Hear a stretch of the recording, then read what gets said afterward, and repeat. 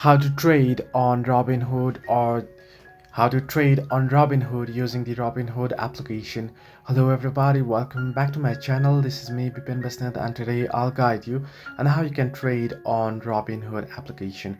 Now first things first, you can get the application and sign into your account and complete the verification process. Once you do so, if you open up the Robinhood application, you should get an interface somewhat like this. Now I'll just unlock it quick here, and you can see now here first you'll have to link in your bank account. You'll have to verify your identity and you'll have to add funds, that is link your bank account to it.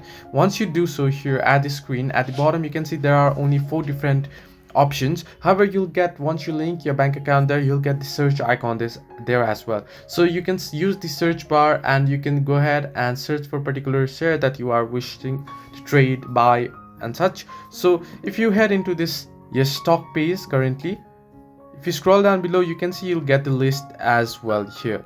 Now you can see the list, you'll see crypto to watch and such. However, in my case there is no any search icon because my bank account isn't linked. But if you just tap on that particular share that you see there, or if you search for it and open it up, you'll get the option to invest on it, to buy or sell on it. You can see in my screen, in my case it says you can start investing once your application is approved. So what you can do is you can go ahead, you can watch for it, you can look out for it, go ahead, swipe through the screen.